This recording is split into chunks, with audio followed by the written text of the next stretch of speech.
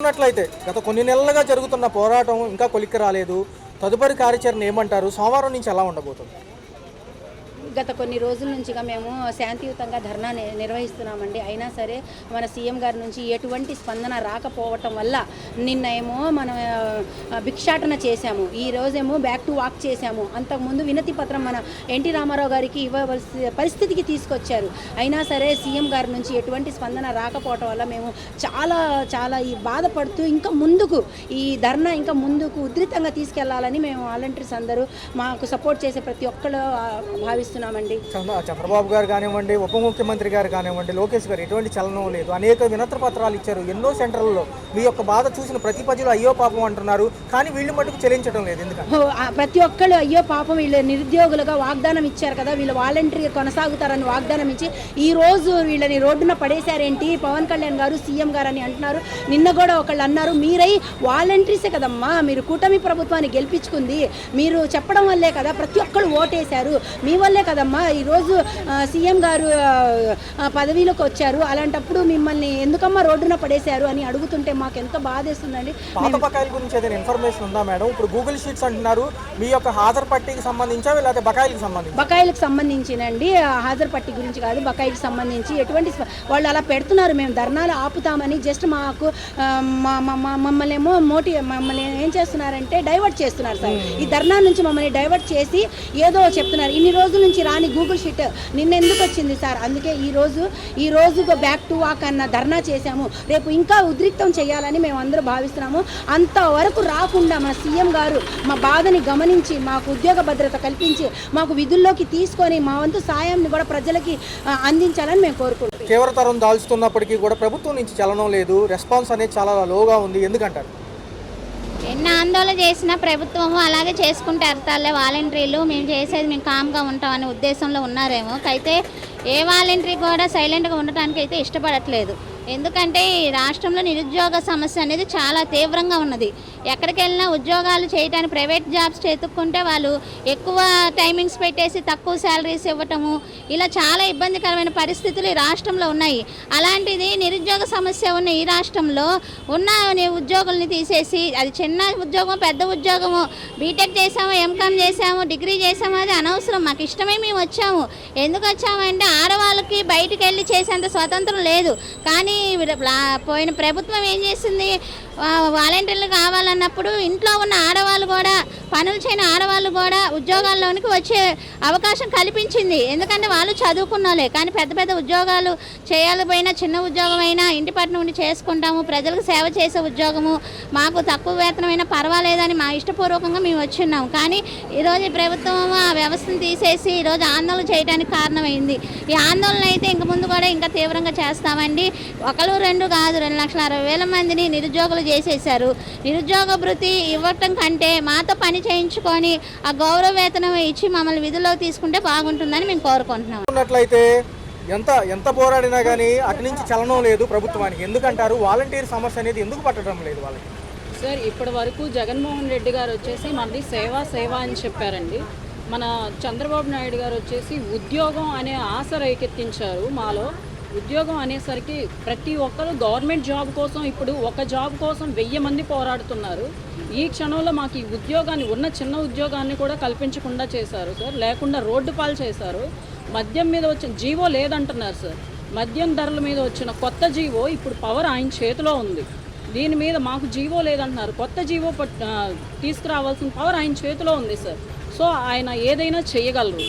అదీకాక వరదల విషయంలో ఇక అందరూ తెలిసిందే సార్. పుట్టని బిడ్డ అంటున్నారు, పుట్టని బిడ్డకి పేరు అంటున్నారు. వరదలు వచ్చేటప్పటికి బిడ్డలు అప్పుడు పుట్టుకొచ్చేసారా సార్? అప్పుడు బిడ్డలు గుర్తొచ్చారా? ఇప్పుడేమో బిడ్డలు లేరు అంటున్నారు. అంటే గట్టు లోపల మునిగినప్పుడు ఒక మాట, గట్టుకు వచ్చిన తర్వాత ఒక మాట చెప్తున్నారు సార్. కష్టాల్లో మేము కూడా కష్టాల్లోనే ఉన్నాం సార్. అప్పుడు కూడా మేము మా ఫ్యామిలీస్ని వదులుకొని వచ్చి మరీ సేవ చేసాము. కానీ ఇప్పుడు కూడా రోడ్లు ఎక్కుతున్నాం సార్. మా కష్టాన్ని గుర్తించమని చంద్రబాబు నాయుడు గారిని కోరుకుంటున్నాం. తదుపరి కార్యాచరణ సోమవారం నుంచి ఎలా ఉండబోతుంది?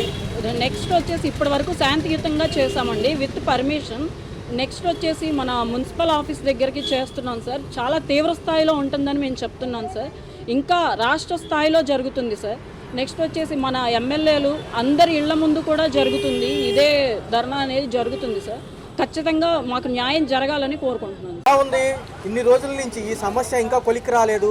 విద్యాశాఖ మంత్రి, ఉప ముఖ్యమంత్రి, సీఎం గారు కూడా ఏం రెస్పాన్స్ ఇవ్వడం లేదు. పాత బకాయిల గురించి ఏమీ చెప్పడం లేదు. ఎందుకంటారు అసలు కూటమి ప్రభుత్వం వచ్చి 7 నెలలు గడుస్తుంది వాళ్ళు ప్రభుత్వాన్ని నెలకొల్పి, అయినా కూడా ఇంతవరకు గవర్నమెంట్ నుంచి ఎటువంటి సమాధానం రాలేదు. చంద్రబాబు నాయుడు గారి నోటి వెంట కానీ, అలాగే డిప్యూటీ సీఎం పవన్ కళ్యాణ్ గారి నోటి వెంట కానీ ఇంతవరకు అసలు ఎటువంటి వాలంటీర్స్కి సంబంధించిన సమస్య గురించి ఎటువంటి సమాధానం రాలేదు. వాళ్ళిద్దరూ అసలు మౌనం పాటిస్తున్నారు, ఎందుకు పాటిస్తున్నారు కూడా అర్థం కావడం లేదు. మరి ఎన్నికల ప్రచారంలో భాగంగా మాకు 10,000 గౌరవ వేతనం ఇస్తామని హామీ ఇచ్చారు. చంద్రబాబు గారు హామీ ఇచ్చారు, అలాగే పవన్ కళ్యాణ్ గారు కూడా హామీ ఇచ్చారు. మరి పవన్ కళ్యాణ్ గారు కూడా ఆ రోజు వారాహి వాహనం మీద నిలబడి ఎన్నికల ప్రచారంలో భాగంగా అక్క చెల్లెమ్మలారా మీకు 5,000 సరిపోవు, 5,000కు 5,000 మీకు ఇచ్చి న్యాయం చేస్తామని మాట ఇచ్చారు. మరి ఆ మాటని నిలబెట్టుకోక ఈరోజు మాటను వెనక్కి తీసుకునేలా ప్రభుత్వం యొక్క స్పందన కనిపిస్తుంది. తదుపరి కార్యాచరణ ఎలా ఉండబోతుందన్న సోమవారం నుంచి ఏం ప్రకటించారు? సోమవారం నుంచి మేము ముఖ్యంగా విజయవాడ నగరంలో ఉన్న అన్ని సచివాలయాల వాలంటీర్స్ కూడా మున్సిపల్ కమిషనర్ గారి కార్యాలయానికి వెళ్ళి మేము నవంబర్ నెల వరకు పనిచేసాము. నవంబర్ నెల వరకు మా యొక్క అటెండెన్స్ అనేది మేము సబ్మిట్ చేసి ఉన్నాము. సో ఆయన మాకు నవంబర్ నెల వరకు గత 6 నెలల పెండింగ్ వేతనాన్ని చెల్లించాలని చెప్పి వ్యక్తిగతంగా ఎవరికి వాళ్ళు పర్సనల్గా ఇండివిజువల్గా వెళ్ళి వ్యక్తిగతంగా మేము ప్రతి మండే ప్రజా సమస్యల పరిష్కార వేదిక PGRS అనే కార్యక్రమం జరుగుతుంది. ఆ కార్యక్రమంలోనే మేము కమిషనర్ గారికి అర్జీ పెట్టుకోదలుచుకున్నాము. విజయవాడ అర్బన్లో ఉన్న వాలంటీర్లు అందరూ కూడా 286 సచివాలయాల వాలంటీర్లు అందరం కూడా వ్యక్తిగతంగా ఎవరికి వాళ్ళు పర్సనల్గా మా యొక్క గత 6 నెలల పెండింగ్ వేతనాన్ని చెల్లించాలని చెప్పి కమిషనర్ గారికి కూడా మేము లెటర్ ఇవ్వబోతున్నాం. సోమవారం ఆ కార్యక్రమానికి మేము నిశ్చయించుకున్నాం. నుంచి పోరాడుతున్నారు వాలంటీర్లు, మీ సపోర్ట్ కూడా ఉంటుంది ఫస్ట్ నుంచి. ఎక్కువ శాతం ఎలా అనిపిస్తుంది? ఇంకా ఏ నిర్ణయం రావట్లేదు గవర్నమెంట్ తరపు నుంచి, ఎందుకంటారు? చంద్రబాబు నాయుడు మరొకసారి ఆయన బుద్ధిని చూపించుకున్నాడు. మేము చదువుకునేటటువంటి రోజుల్లో 60, 120 చంద్రబాబు నాయుడు 420 అని ఒక నినాదం ఉండేది. దాన్ని మరొకసారి మళ్ళీ బయటకు తీయాల్సినటువంటి పరిస్థితులు ఆంధ్రప్రదేశ్ రాష్ట్రంలో ఏర్పడ్డాయి. ఎన్నికల సమయంలో ఉగాది రోజు తీపి కబురు అని చెప్పినటువంటి చంద్రబాబు నాయుడు గారు మళ్ళీ ఉగాది రాబోతున్నా సరే ఈ రోజు కూడా వాలంటీర్ల గురించి ప్రస్తావించేటటువంటి పరిస్థితి, పరిశీలన చేసేటటువంటి పరిస్థితులు లేవు. విజయవాడలో వరదలు వచ్చినప్పుడు వాలంటీర్లు అవసరమయ్యారు. వరదలు అయిపోయిన తర్వాత సచివాలయాల్లో అటెండెన్స్ చేయించుకోవడానికి కూడా ఈ ప్రభుత్వం నిరాకరిస్తూ ఉంది. దాంట్లో భాగంగానే గత 3 రోజులుగా జరుగుతున్నటువంటి ఆందోళన కార్యక్రమాల్లో భాగంగా ఈరోజు back to walk Chandrababu Naidu వాలంటీర్ల విషయంలో యూటర్న్ తీసుకున్నాడు అని చెప్పేటటువంటి సింబాలిక్గా రాష్ట్ర ప్రజలకు అర్థం కావడం కోసం మరొకసారి చంద్రబాబు నాయుడు బుద్ధిని ప్రజలకు తెలియజేయాలనేటువంటి ఆలోచనలో ఈరోజు Andhra Pradesh state volunteers association AIYF ఆధ్వర్యంలో బ్యాక్ టు వాక్ పేరుతో వాలంటీర్లు అందరూ కూడా వెనక్కి నడిచి నిరసన వ్యక్తం చేశారు. ఇప్పటికైనా చంద్రబాబు నాయుడు బుద్ధి తెచ్చుకోవాలని, ఎన్నికల్లో ఇచ్చిన హామీని నిలబెట్టుకోవాలని, వాలంటీర్లకు న్యాయం చేయాలని చెప్పేసి మేము కోరుతా ఉన్నాం. విద్యాశాఖ మంత్రి కానివ్వండి, ఒక పక్క ఉప ముఖ్యమంత్రి గారు అసలు స్పందన లేదు, ఎందుకంటారు? వాళ్ళు అసలు ఏమీ జరగనట్టుగా ఉంటున్నారు. ఒక పక్క ఉప ముఖ్యమంత్రి గారేమో ఎన్నికల సమయంలో వాలంటీర్ల మీద దుమ్మెత్తిపోసి అవాస్తవాలని చవాస్తవాలని చెప్పినటువంటి పరిస్థితి, ఈ రాష్ట్రంలో ఉన్నటువంటి ప్రజల్ని మభ్యపెట్టేటటువంటి పరిస్థితులు ఉన్నాయి. ఈరోజు అధికారంలోకి వచ్చి 6 నెలలు అయింది. ఏ ఒక్కరన్నా మహిళా ట్రాఫిక్కి సంబంధించి కానీ, ఉమెన్ అరేంజ్మెంట్ గురించి కానీ, వాలంటీర్లు ఏదైనా అసాంఘిక కార్యక్రమాలు పాల్పడితే వాళ్ళ మీద ఏమైనా చర్యలు తీసుకున్నారా, ఎక్కడన్నా కేసులు నమోదు చేశారని అడుగుతున్నాం. అదేవిధంగా యువగలం పాదయాత్రలో యువకుల మీరందరూ నిరుద్యోగ యువత, మీ అందరికీ కూడా బాబు గారి రంగాల్ని న్యాయం చేస్తామని చెప్పేసి కూడా లోకేష్ గారు చెప్పారు. ఈరోజు ఎక్కడా కూడా ఆ వైపుగా ప్రయాణం చేస్తున్నటువంటి పరిస్థితులు లేవు. ఒక పక్కన వాలంటీర్లు ఏం చదువుకున్నారు, వాలంటీర్ల విద్యార్హత ఏంటి, వాళ్ళు ఉన్నత చదువులు చదువుకున్నారా లేదని ఓ పక్కన స్కిల్ సెన్సెక్స్ పేరుతో సచివాలయాల్లో నమోదైనటువంటి వివరాలన్నింటినీ కూడా రాష్ట్ర ప్రభుత్వం తీసుకొని ఎంక్వైరీ చేసింది. కానీ ఏ రకంగా వాళ్ళని వినియోగించుకుంటారు, వాలంటీర్ వ్యవస్థను కొనసాగిస్తారా లేదా, లేకపోతే వాలంటీర్లు వాళ్ళు చదువుకున్నటువంటి ఉద్యోగాన్ని విద్యార్హతను బట్టి వాళ్ళకి ఏమైనా అవకాశం ఇస్తారా లేదా అనేటువంటి చెప్పనటువంటి పరిస్థితి. అందుకే ఈరోజు వాలంటీర్లు అందరూ కూడా రోడ్లు ఎక్కుతున్నటువంటి పరిస్థితి. ఇప్పటికైనా రాష్ట్ర ప్రభుత్వం మేల్కోకపోతే రేపు జరగబోయేటటువంటి స్థానిక సంస్థల ఎన్నికల్లో కావచ్చు, రేపు జరగబోయేటటువంటి కార్యక్రమాల్లో ముఖ్యమంత్రి, మంత్రులు, ఎమ్మెల్యేలను ఎక్కడ కనిపిస్తే అక్కడ ముట్టడించడానికి, రోడ్ల మీద గిరావు చేయడానికి కూడా వాలంటీర్స్ అందరూ కూడా ముందుకు వస్తారని చెప్పేసి ఈ సందర్భంగా తెలియజేస్తున్నాం.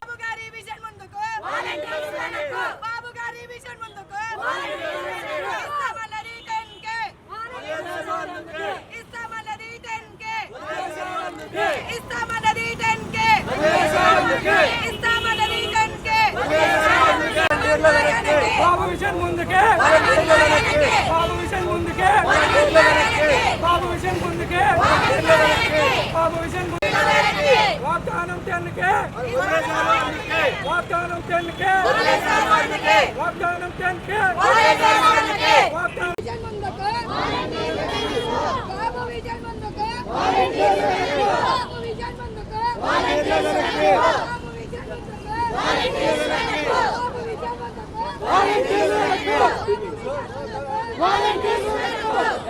నిలబెట్టుకోవాలి ఎన్నికల వాగ్దానాలను, నిలబెట్టుకోవాలి చంద్రబాబు నాయుడు గారు ఇచ్చిన ఎన్నికల వాగ్దానాలను, నిలబెట్టుకోవాలి చంద్రబాబు నాయుడు గారు ఇచ్చిన ఎన్నికల వాగ్దానాలను. ఇవ్వాలి వాలంటీర్లకు 10,000 గౌరవ వేతనం, ఇవ్వాలి వాలంటీర్లకు 10,000 గౌరవ వేతనం, వాలంటీర్లకు 10,000 గౌరవ వేతనం.